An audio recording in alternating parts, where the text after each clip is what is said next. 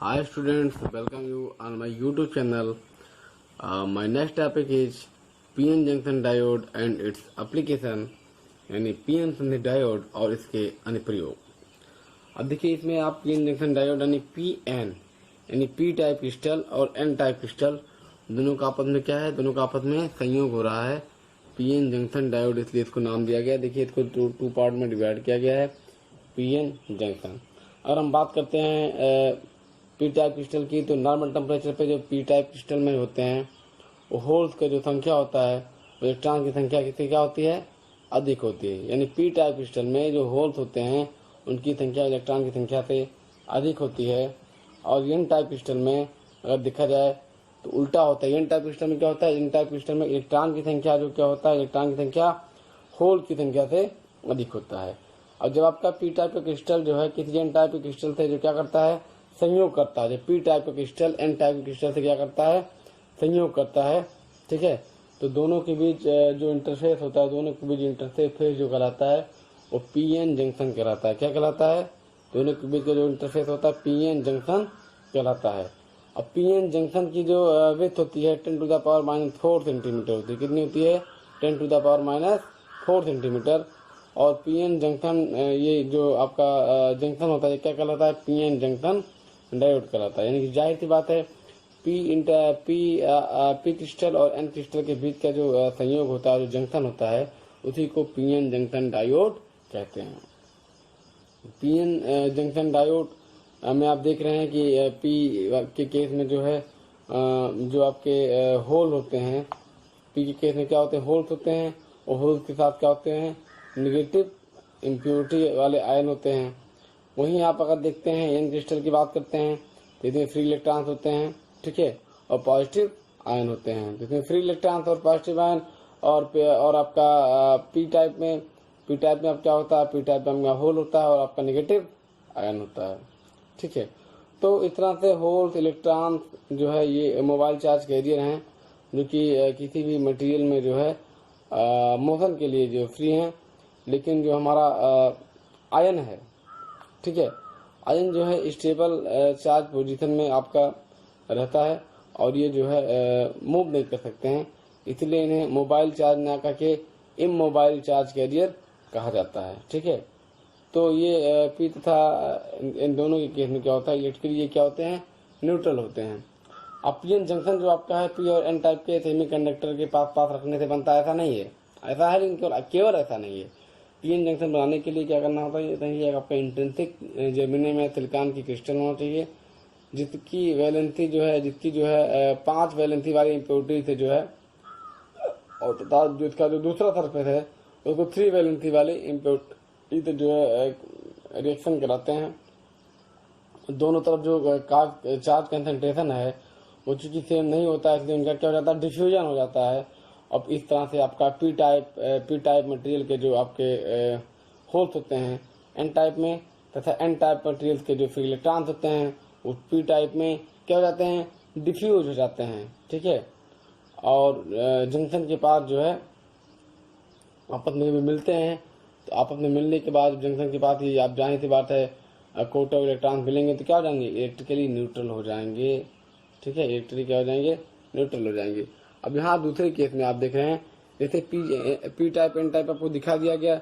अब यहाँ दूसरे केस में क्या हो रहा है, जब दोनों आपस में संयोग करते हैं, पी टाइप घुस जाता है एन टाइप में, एन टाइप घुस जाता है पी टाइप में, जिसको डिप्लेशन जोन भी बोलते हैं। यहाँ पे आप देख रहे हैं बीच में जो डिप्लेशन जोन है, यहाँ पे आपके पी टाइप और एन टाइप दोनों मिलते हुए दिखाई दे रहे हैं। तो इस तरह से इलेक्ट्रॉन और होल्स जो होता है दोनों का जो रिकॉम्बिनेशन के कारण जो है पी टाइप में जो है आयन आ जाते हैं, यानी पी टाइप में नेगेटिव आयन यानी एक्सेप्टर, पी टाइप के एक्सेप्टर आयन, ठीक है। और एन टाइप में क्या होते हैं, डोनर यानी पॉजिटिव आयन, पर जो है फ्री इलेक्ट्रॉन कोई क्षमता नहीं है। तो अगर आपका जो है पी टाइप से और भी अगर आपके होल्स आपके डिफ्यूज होकर एन टाइप में जाने का प्रयास करें तो एन टाइप आपका जो है डोनर आयन के पॉजिटिव आवेश से क्या हो जाता है, अलग हो जाता है। एन टाइप के डोनर पॉजिटिव आवेश से क्या हो जाता है, अलग हो जाता है। तो इसका इलेक्ट्रॉन से आपका होल्स आपस में जो है चार्ज फ्री चार्ज का जो है बनाते हैं, जिसे डिप्लेशन रीजन कहते हैं। डिप्लेशन रीजन का मतलब क्या है, वहाँ पे जो है कोई भी मोबाइल इलेक्ट्रॉन या होल्स नहीं होता है। इसमें केवल जो है इलेक्ट्रिकल चार्ज होता है, विद्युत आवेश होता है। ठीक है, इसको स्पेस चार्ज भी कह सकते हैं। एक्सेप्टर और डोनर आयन के जो है चार्ज होते हैं, उसकी वजह से जंक्शन पर एक जो है इलेक्ट्रिक फील्ड जो है क्रिएट हो जाता है, जिसे बैरियर कहा जाता है। ठीक है, तो इलेक्ट्रिकल फील्ड का जो पोटेंशियल होता है, उसी की वजह से जो आपका डिफ्यूजन होता है वो समाप्त हो जाता है, और ये जो है वेबर को क्या कर लेता है, वेबर को ये पार नहीं कर पाते हैं, यानी कि ये होल्स को पार नहीं कर पाते हैं। और जैसा कि आप जानते हैं कि ये जो आपका बैरियर होता है एक विशेष पोटेंशियल पे काम करता है, इसे पोटेंशियल बैरियर कहते हैं। इसकी वैल्यू जो है 0.3 वोल्ट होती है। ठीक है, 0.3 वोल्ट होती है जर्मेनियम के लिए, और सिलिकॉन के लिए होती है लगभग 0.7 वोल्ट। ठीक, तो आप इस तरह से देख रहे हैं, जो जंक्शन है, जंक्शन पे जब आपका बैरियर क्रिएट हो जाता है तो जो मेजॉरिटी कैरियर है, मेजॉरिटी कैरियर का फ्लो बंद हो जाता है।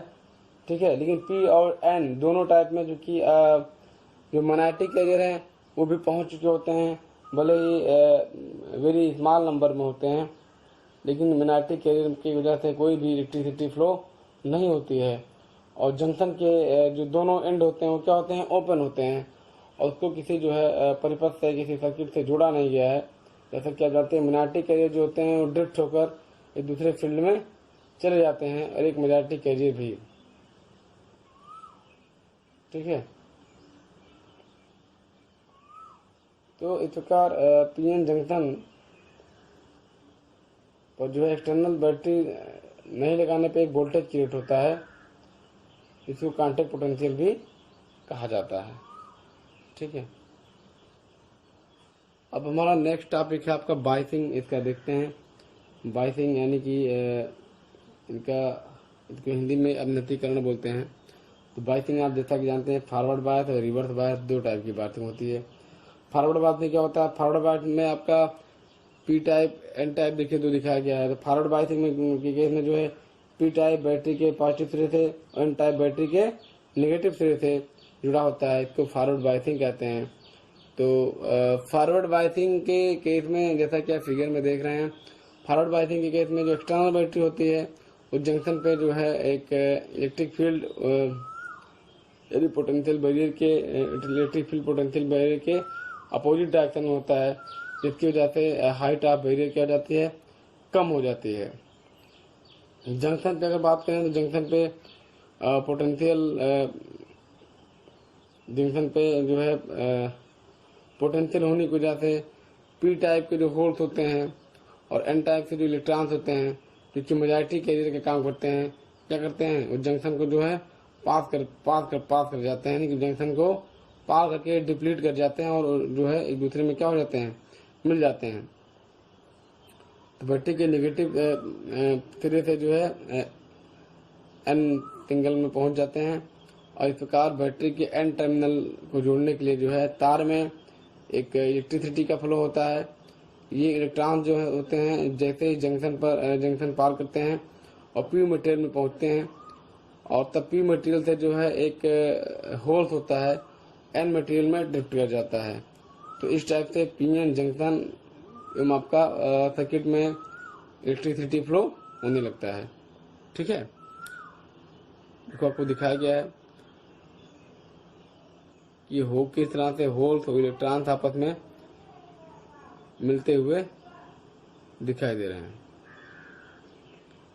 और हमारा अगला टॉपिक आएगा रिवर्स बायसिंग। रिवर्स बायसिंग कब आएंगे? रिवर्स बायसिंग में क्या होगा, रिवर्स बायसिंग में अगर देखें तो रिवर्स बायसिंग उल्टा हो जाएगा। P type material N negative terminal से और N type material positive terminal से जुड़ जाता है। अब पी टाइप में क्या होता है, पी टाइप में जो आपके होल्स होते हैं वो बैटरी के नेगेटिव टर्मिनल की ओर, एन टाइप के जो इलेक्ट्रॉन्स होते हैं वो बैटरी के पॉजिटिव टर्मिनल की ओर अट्रैक्ट करना स्टार्ट कर दिए जाते हैं। ठीक है, तो इसकी वजह से जब का रिवर्स बायसिंग है, तो रिवर्स बायसिंग केस में क्या होता है कि जो जंक्शन होता है, जंक्शन में जो डिप्लीशन रीजन होता है, जंक्शन में डिप्लीशन रीजन थोड़ा सा जो है बढ़ जाता है, ठीक है, उसकी मान सकते हैं उसका एरिया थोड़ा सा बढ़ जाता है। और चूंकि रिवर्स बायसिंग में जो बैटरी होती है इलेक्ट्रिक फील्ड जनरेट करती है, पोटेंशियल बैरियर के डायरेक्शन में होती है, यानी पोटेंशियल बैरियर के अपोजिट डायरेक्शन में नहीं होती है, पोटेंशियल बैरियर के डायरेक्शन में ही होती है। तो जंक्शन पर एक जो है हाईली स्ट्रांग बैरियर जनरेट हो जाता है, जिसके साथ कंडक्शन नहीं होता है, और बैटरी का जो है पोटेंशियल बैरियर जो है वो इफेक्टिव होता है। रिवर्स बायसिंग में क्या होता है, रिवर्स बायसिंग में जो मैग्नेटिक कैरियर होता है, मैग्नेटिक कैरियर की वजह से सर्किट में एक वेरी स्मॉल करंट आपका फ्लो होता है, इसे रिवर्स करंट कहते हैं। रियली में कोई भी मैग्नेटिक कैरियर नहीं होता है, और पोटेंशियल बैरियर के वजह से ही जंक्शन के पार कर जाता है, ड्रिफ्ट हो जाता है। तो इस तरह से जो मैग्नेटिक कैरियर की जो जनरेशन होता है वो जंक्शन के टेम्परेचर पर डिपेंड करता है। ये टेम्परेचर आपका स्टेबल रहेगा तो मैग्नेटिक कैरियर की वजह से मैग्नेटिक कैरियर की जो जनरेट होने की जो रेट है वो कम हो जाती है, ठीक है। तो मैग्नेटिक कैरियर की ड्रिफ्ट होने की वजह से जंक्शन में एक बहुत ही स्मॉल करंट आपका फ्लो होता है, जिसको रिवर्स सैचुरेशन करंट कहते हैं, ठीक है। तो सिलिकॉन जो होता है, सिलिकॉन आपका